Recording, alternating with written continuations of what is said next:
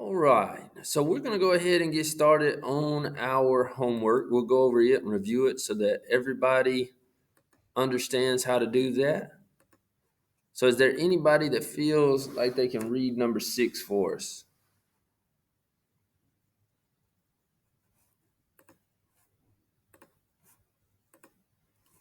Roy Keel, will you read number 6, please, ma'am? It's talking about Veronica. Veronica makes furniture for dollhouses. Each miniature piece is a scale model for the real furniture in her family's home. Veronica is working on dimensions of miniature grandfather clock. Her family's real clock is 75 inches tall and 28 inches wide. Okay, so it says the real clock is 75 inches to 28 inches. So it says, what is the quotient of height to width in fraction form? So since it says, what is the quotient? What is a quotient? Anybody know what a quotient is? The answer to a division problem. Perfect, Emma. The answer to a division problem. So we need to do 75 divided by what? 28. So take your calculator and see what you get.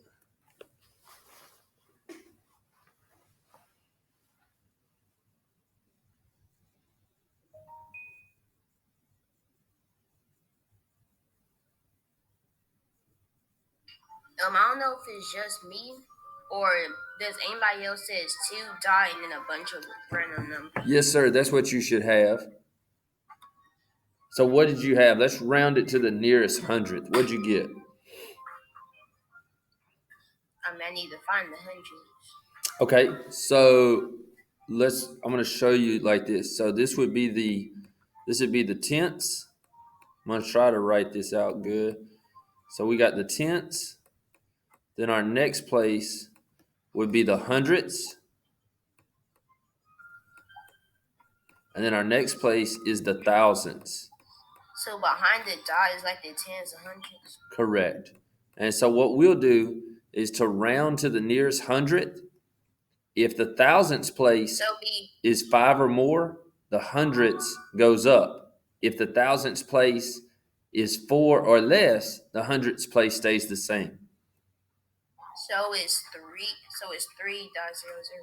All right, so let's look at it. We had 2.678, right? Yes, sir.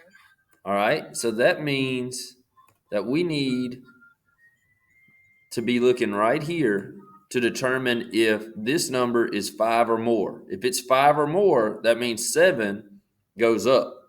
So is 8 more than 5 or 5 or higher? Yes.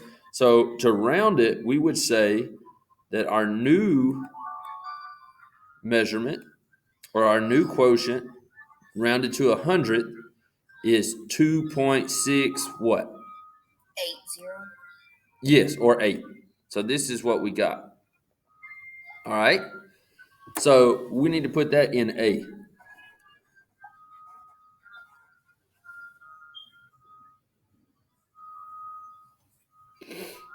All right. Would you read B for us, Emma? Zamian, will you turn your mic off, buddy? I hear you, Khan Academy or Prodigy. Oh, that's my own little cousin. I got you. All right. Go ahead, Emma.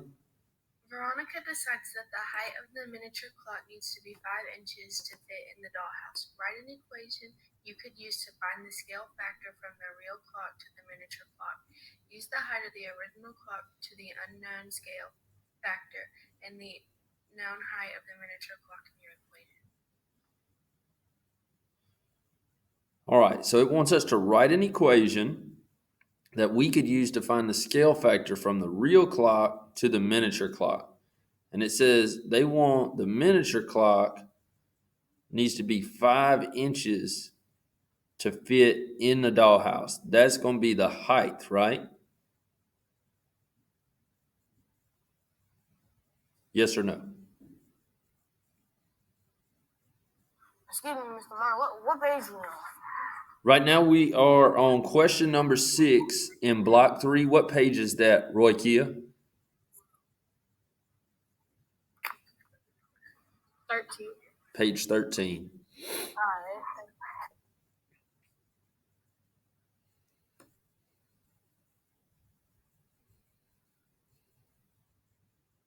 So it says use the height of the original clock. Okay. So what is the height of the original clock?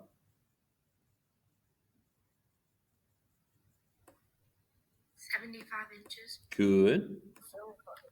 And it says we are going to take that, the unknown scale factor, and the known height of the miniature clock, and we're going to put it in our equation. So what do we need to do in order to find the scale factor? Multiply. I mean, not multiply. I mean, divide.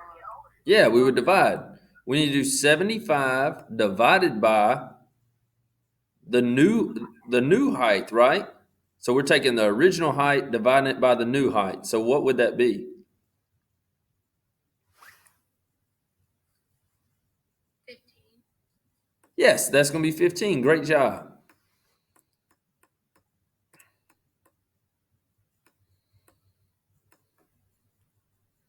So we need to write this for our equation. And so 15 is going to be our what? New scale factor. Our new scale factor. So where it says what is the scale factor from the real clock to the miniature clock, what is that answer? 15. 15. So D says, what will be the width of the miniature grandfather clock? So how can we find that?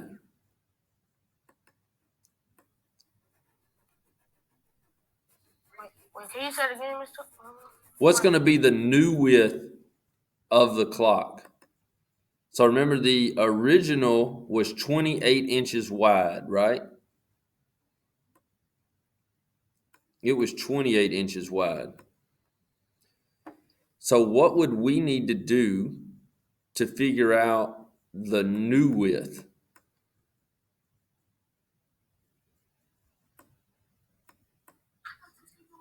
Multiply. I mean, divide. Yeah, we would have to divide here. All right. Now we could multiply by 1/15 because we're shrinking, right? And remember, anytime that we are reducing, the scale factor is less than 1, right? So we'll take 28 and divide it by 15. Or you could have done 28 times 1/15.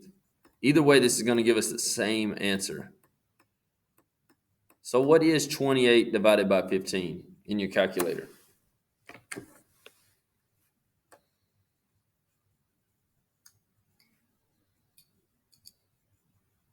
1.86. Got say that again? 1.86. Good deal. So our new width would be 1.86 inches. Is that rounded to the nearest hundredth? Let's see. If we do that, what do we get? 1.86, and what comes after it? It's another 6. So if we have 1.866 and we want to round to here, we need to look at this number here. If it is 5 or greater, that means the 6 goes up 1. So is it 5 or greater? Yes, sir. All right, so we would be at 1.8 what? 7. 7. Good deal. So this would be our new what? Width. Our new width. And so it wanted you to sketch and label the pictures of the real grandfather clock and the dollhouse grandfather clock. So draw you a rectangle with a clock inside of it for both of them and put the new measurements in there. And then that will complete your homework that you were supposed to do.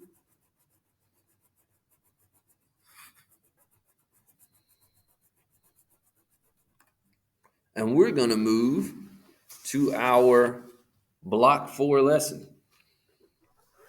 So in block 4, we are enlarging and reducing objects using ratio tables and equations.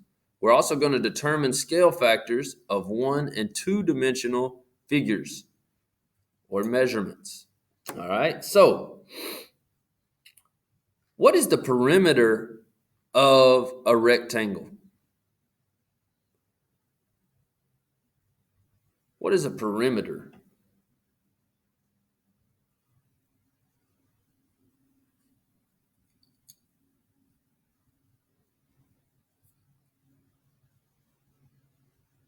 Who can tell me what is the perimeter of a rectangle?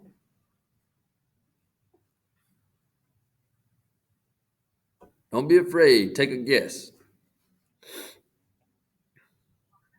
The distance around it. Great job, Layla. The distance around the rectangle is the perimeter. All right. So we are going to be kind of thinking about area and perimeter today. All right. So looking at this first setup that we have, you'll notice that we have a rows, right? And so in this rows, I messed my screen up. Let me fix my screen. I did it backwards. There we go. I fixed it. All right. It says you've seen the measures of the sides of a figure, how they change when you scale a shape. What do you think happens to the area of the shape? We're going to use this animation to check our thinking. So as you play the animation, notice what happens to the area and the dimensions it says as the dimensions double and triple in size. So let's check this out. So the original one, you're noticing that this is a 1 by 1. And so 1 times 1 is 1. Here you'll notice that we have a 2 by 2. So this is really a square. But when we look at this, the scale factor is 2 because it grew double the size as the original. And so 2 times 2 is 4 for our area because area is length times width. So what happened in the scale factor for the third one? What is it? It grew 3 times. Yeah, 3 times larger than the original. So the area is now what? 9. All right, so let's take a look at our next page, and we're going to answer some questions based off of these images. Okay, so it said, how did the area of the shape change when the dimensions of the shape doubled? What took place there?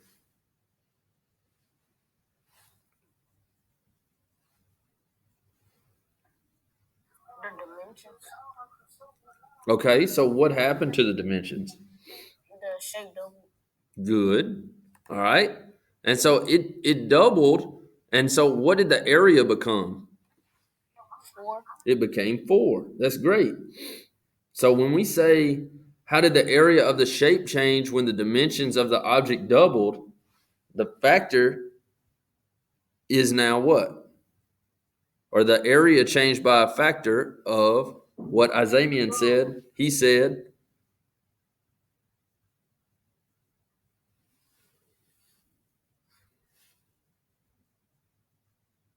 4. Good job. All right.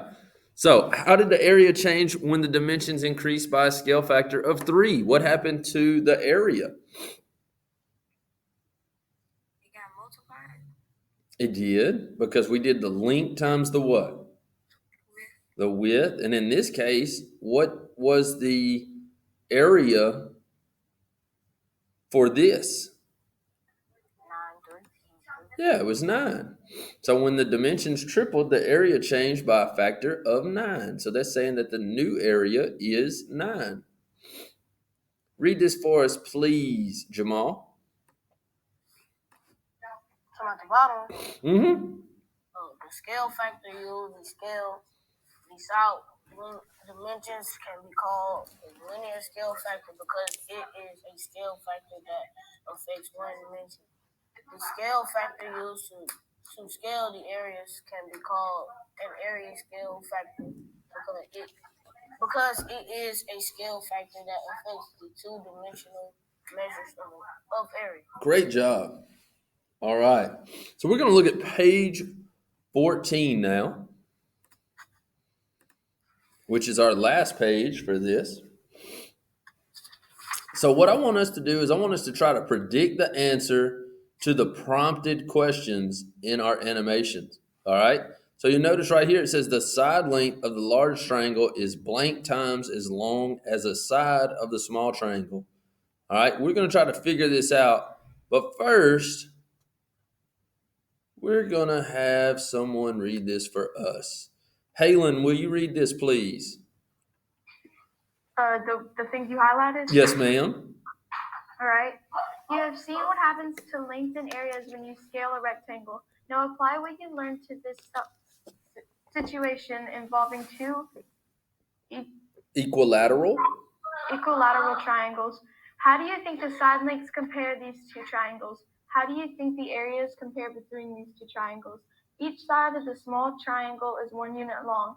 Estimate the length of the side of the large triangle and type your estimate in the blank. You can drag a side length of the smaller triangle into the large triangle to help you make your estimate. All right. So, Halen, tell me what I can do to try to determine this. Make sure I can see your face also, guys. I got a lot of people that don't have their camera turned on. Make sure I can see your camera. What are you thinking we could do, Halen, with this right here? What can we do here to see how many times this triangle is larger than this one? What could I do with this? You could put it against, well, you could put it either against or you could put it against the big triangle, Okay. that red line. Like that? Yeah, like that, and see how long it takes to, and see how much it takes for the whole triangle to be filled up. All right. So how many times bigger is it along the side? 2 times. 2 times.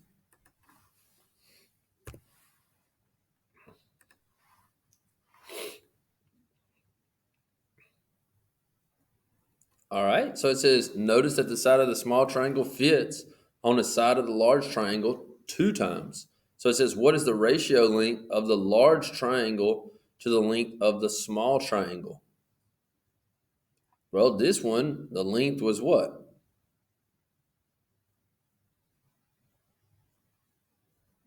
1. And so this one, the length is 2. good. You cannot watch this video because it has All right. So check this out. It says, how does the area of the large triangle compare to the area of the small triangle? Estimate first and fill in the blank. You can drag the smaller triangle onto the larger triangle to help you make your estimate.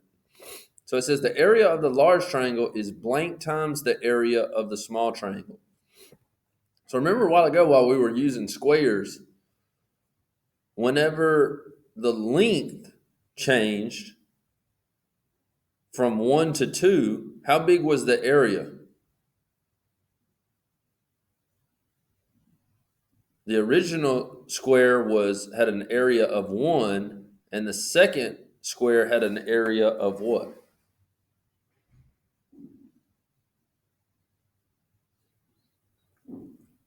Come on, guys. Read the question again. The original square on the last page that had the rows in it, it was 1 length for the side, and it was 1 length for the width. So there was an area of 1. The medium square, which was the second one, had a side length of 2. And so since it had a side length of 2, to find the area, you would do 2 times 2. And so the area was what? 4. 4. So in this case, What do you think the area of the large triangle is going to be? 4. All right, so let's see. 4.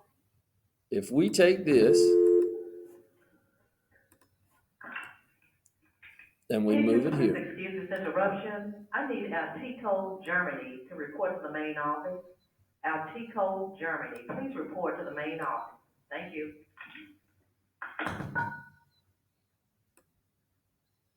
Not real sure how you flip that, but it looks like if this would flip over, would it fit in the center? Yes, sir. Wonder why that won't flip over. Anybody know how to make it flip?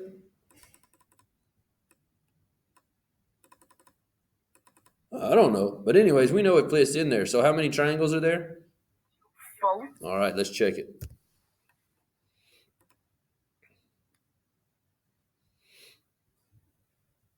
All right, well, it flipped over for them. Perfect. All right, so does anybody have a question? All right, so this right here is showing enlargement. Now I think what we're going to do is look at it the opposite way and look at reductions here in just a second. So let's see what happens. All right, so right here it says determine the scale factors used to enlarge the small triangle to create the large triangle. The linear scale factor is the scale factor used to scale one dimension, such as the side length. The area scale factor is the scale factor between the areas. The linear scale factor used to enlarge the small triangle is what? How much did it grow by? How many times did it grow by? 1. Okay, and 1 plus 1 is? 2. 1. 2. Whoa. 2. 2. You said times. Oh, I got you. You had me worried there for a second. So 2, and the area scale factor of enlarging the small triangle to create the large triangle was 4. Good job, Azamian.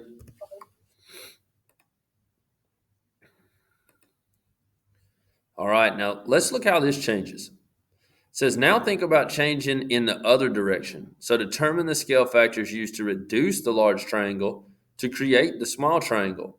What is the linear scale factor? What is the area scale factor? Enter your answers in decimal form.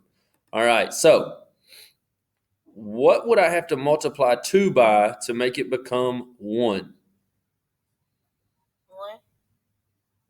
1. 2 times 1 would be 2. It's okay. We can do that. Yeah, we can. How can we do that? All right, think about it. A number that is less than 1 will reduce this triangle. So 1 is what compared to 2? Lower. It is lower. How much lower? 1. It is 1 lower. So I want you to think in like quarters or 3/4 or 2/4 or 1/2 or anything like that. What is 1 compared to 2?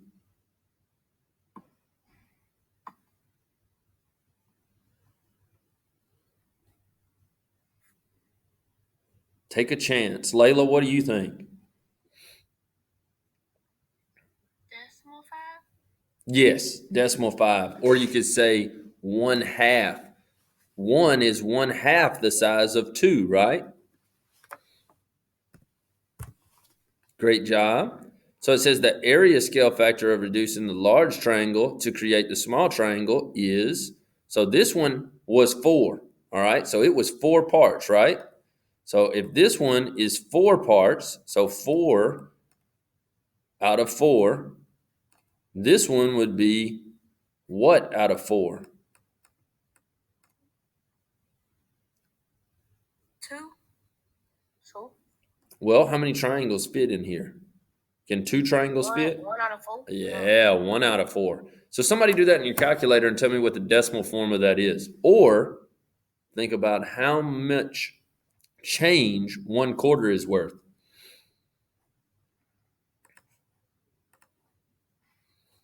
0.25. Good job.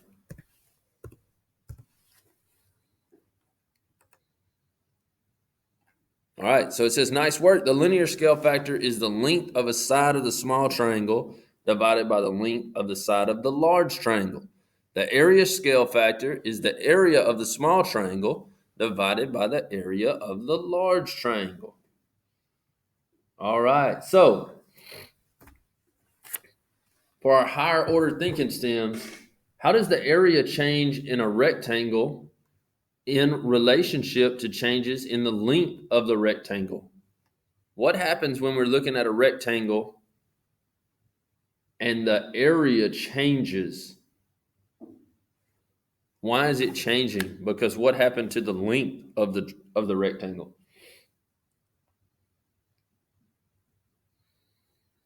So think back to page 13 where we were dealing with the rectangle with the roses inside of it.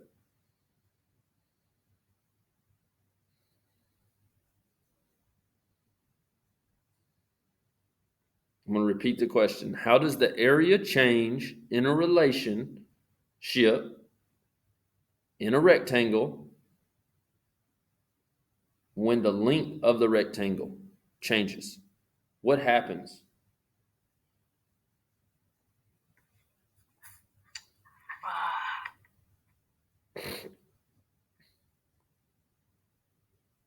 What happened when the scale factor went up?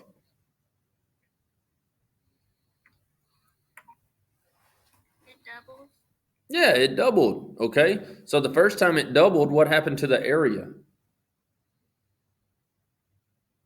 It doubled. Kind of. So think about this. The original area was 1, right? Yes, sir. All right. And then so when the length doubled and became 2, the original square or rectangle had an area of 1, but the new rectangle had an area of 2. 2 times 2, which is 4. 4. So it said, how does the area change in a rectangle in relationship to changes in the length of the rectangle? So if the length of the rectangle goes up, what's going to happen to the area? It's gonna go up 2. Correct. Go up 2. Yeah, it's going to get larger.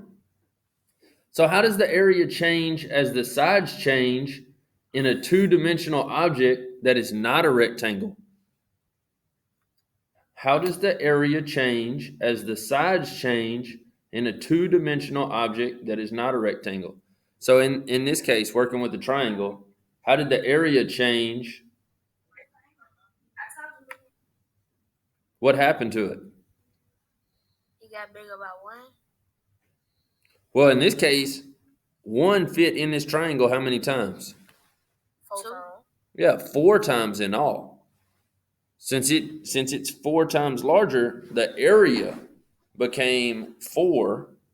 The only thing that happened here was the side units went to 2, right? So in this triangle, how does the area compare to what we did for our rectangle?